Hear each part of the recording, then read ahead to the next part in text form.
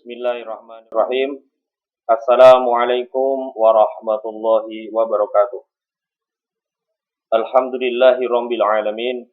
Wassalatu wassalamu ala asyrafil anbiya'i wa imamil mursalin sayyidina wa habibina wa maulana Muhammadin.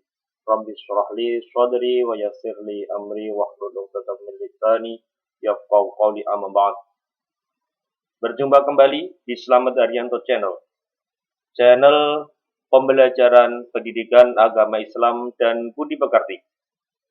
Untuk pertemuan kali ini, di Slamet Haryanto Channel akan membahas aspek tarikh dan kebudayaan Islam atau SKI dengan judul Islam pada Abad Pertengahan. Sekilas tentang dunia Islam pada abad pertengahan. Jadi, periode sejarah Islam dibagi menjadi 3 periode. Yang pertama adalah periode klasik, yaitu tahun 650 sampai 1250 Masehi, yaitu masa kemajuan dan keemasan Islam. Yang kedua, periode pertengahan, yaitu 1250 sampai 1800 Masehi. Di sini merupakan masa kemunduran peradaban Islam. Yang ketiga yaitu periode modern, yaitu tahun 1800 Masehi sampai dengan sekarang. Pada periode klasik, Islam mengalami masa kemajuan dan keemasan ditandai dengan 1. Sangat luasnya wilayah kekuasaan Islam yang utuh. 2. Adanya integrasi antar wilayah Islam. 3. Adanya kemajuan di bidang ilmu dan sains.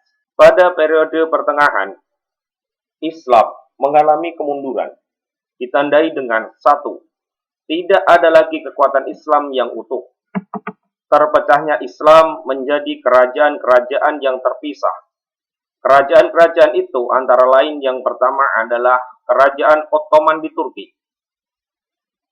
Kerajaan ini didirikan dan diproklamasikan kemerdekaannya oleh Utsman yang pertama dari bangsa Turki Utsmani. Setelah Sultan Alauddin dari dinasti Saljuk meninggal dunia pada tahun 1300 Masehi. Kerajaan ini mengalami kemajuan pada masa pemerintahan Sultan Muhammad yang kedua, yaitu tahun 1451 sampai 1481 Masehi, dengan menyebarluaskan Islam ke benua Eropa melalui penaklukan benteng Konstantinopel, yaitu ibu kota Romawi Timur pada tahun 1453 Masehi. Karena keberhasilannya ini, maka mendapatkan julukan Al-Fatih atau Sang Penakluk. Kerajaan Ottoman mengalami masa keemasan pada masa pemerintahan Sultan Sulaiman yang pertama, yaitu tahun 1520 sampai 1566 Masehi. Yang bergelar Sulaiman Agung dan Sulaiman Al-Kanuni. Wilayah kekuasaannya yaitu Afrika Utara, Mesir, Hejaz, Irak, Armenia, Asia Kecil, Crimea, Balkan, Yunani, Bulgaria, Bosnia, Hungaria, Romania, sampai batas sungai Danube dengan 3 lautan yaitu Laut Merah, Laut Tengah, dan Laut Hitam. Setelah Sulaiman Agung meninggal dunia, Kerajaan Ottoman Turki mengalami kemunduran, sehingga satu demi satu wilayah kekuasaannya melepaskan diri. Yang kedua, Kerajaan Moghul di India. Peranan umat Islam di India dalam menyebarluaskan agama Islam dapat dilihat dalam 4 periode, yaitu yang pertama, sebelum Kerajaan Moghul atau tahun 705 sampai 1526 Masehi. 2. Masa Kerajaan Moghul, yaitu tahun 1526 sampai 1858 Masehi. Yang ketiga, masa penjajahan Inggris, yaitu tahun 1858 sampai 1947. Yang keempat, negara India sekuler, yaitu 1947 sampai dengan sekarang. Kerajaan Moghul didirikan oleh Zahiruddin Muhammad Babur, keturunan Genghis Khan bangsa Mongol, pada tahun 1526 Masehi. Kerajaan Moghul berpusat di Delhi atau di India. Kerajaan Moghul diperintah secara silih berganti oleh 15 orang raja atau sultan. Sultan pertama adalah Zahiruddin Muhammad Babur, yaitu tahun 1526 sampai 1530 Masehi. Sultan terakhirnya yaitu Sultan Bahadur Shah yang kedua, antara tahun 1843 sampai 1858 Masehi. Puncak kerajaan Moghul. Puncak kejayaan kerajaan Moghul yang pertama dipimpin oleh Akbar Shah I, yaitu tahun 1556 sampai 1605 Masehi. Yang kedua, Jahangir atau Nuruddin Muhammad Jahangir tahun 1605 sampai 1627 Masehi. Yang ketiga, Syekh Jihan antara tahun 1627 sampai 1658 Masehi. Yang keempat, Aurangzeb atau Alamgir yang pertama tahun 1658 sampai 1707 Masehi.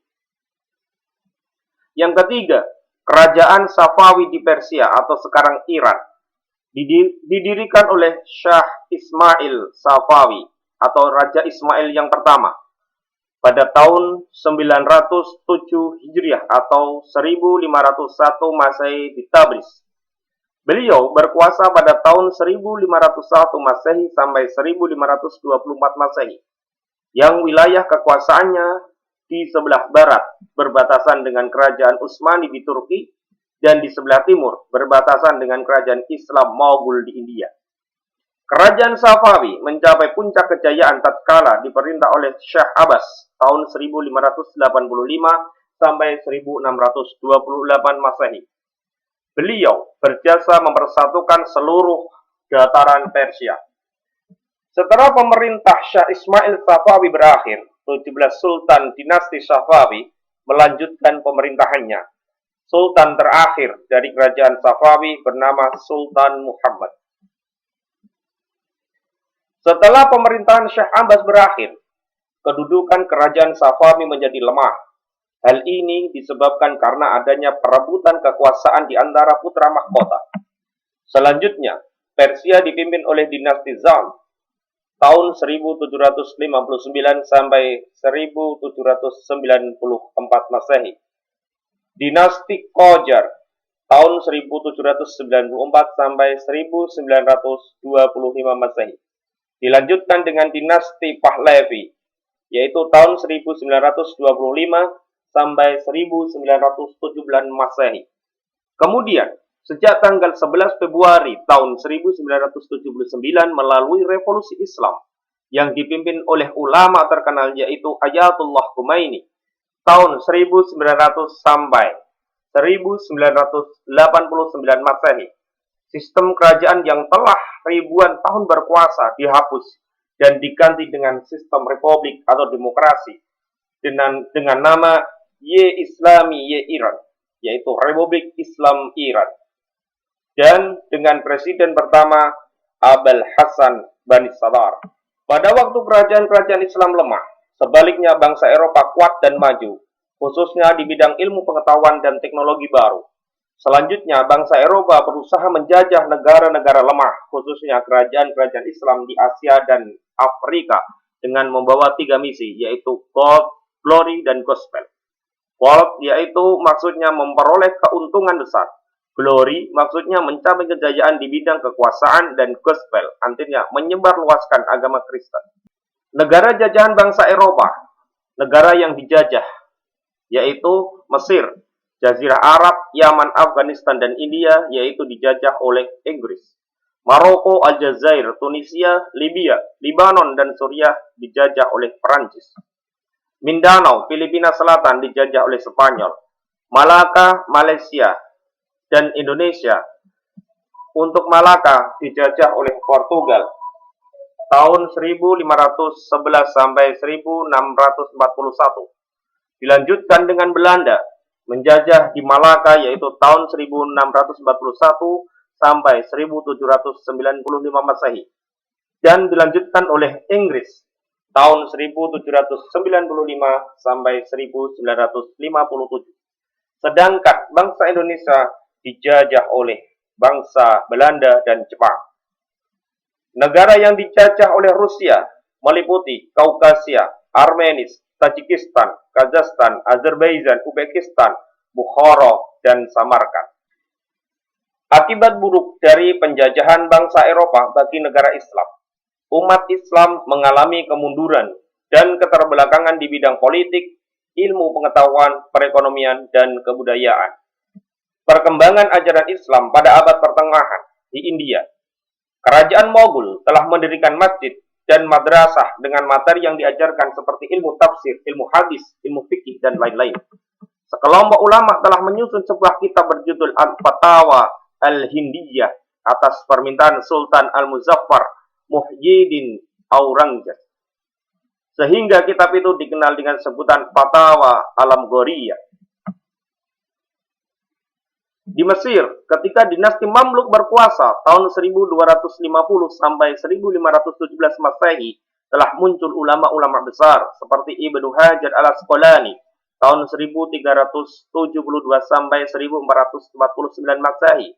Buku hasil karyanya yaitu Fathul Bari fi Syarah Al-Bukhari dan Bulughul Maram min Adillah Al-Ahkam.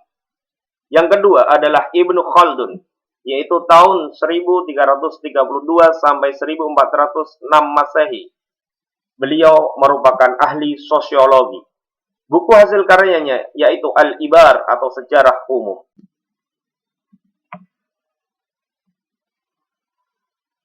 Ulama-ulama besar pada abad pertengahan. Nama ulama Jalaluddin Al-Mahali dan Jalaluddin As-Suyuti, yaitu pengarang tafsir Jalalain. Yang kedua yaitu Ibnu Katsir Bashrah tahun 700 sampai 774 Hijriah, yaitu mengarang tafsir Al-Qur'anul Azim. Imam An-Nawawi di Damaskus tahun 631 sampai 676 Masehi, yaitu kitab hadis Riyadhus Shalihin. Perkembangan ilmu pengetahuan pada abad pertengahan, yaitu di India. Sekolah di Mogul mengajarkan ilmu pengetahuan umum seperti logika, filsafat, geometri, geografi, sejarah, politik, dan matematika. Pada tahun 1641 Masehi, perpustakaan di Agra telah memiliki 24.000 judul buku dalam berbagai disiplin ilmu pengetahuan. Di Mesir, ketika diperintah dinasti Mamluk tahun 1250 sampai 1517 Masehi, telah muncul para cendekiawan muslim seperti Ibnu Abi Usaybiyah, yaitu hasil karyanya yaitu Uyunul Anba fi Tabaqat At-Tiba. Abu Al-Fida Ibnu Taghribadri At-Tabaqi Al-Maqrizi, yaitu penulis sejarah kedokteran. Ibnu Hasan Ali-Nafis, penemu susunan dan peredaran darah dalam paru-paru manusia. Nasiruddin At-Tusi, yaitu ahli observatorium.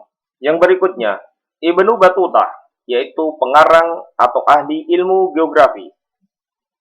An-Nuwairi Ibnu Fadullah Jalaluddin As-Suyuti, penulis ensiklopedia. Sekian dan terima kasih.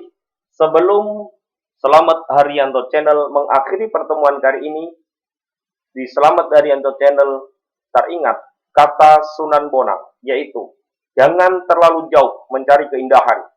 Keindahan berada dalam diri seluruh jagat raya terbentang dalam dirimu.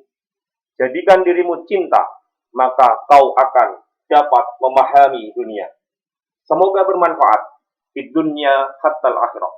Billahi taufiq wal hidayah, summa ridha wal inayah. Wassalamualaikum warahmatullahi wabarakatuh.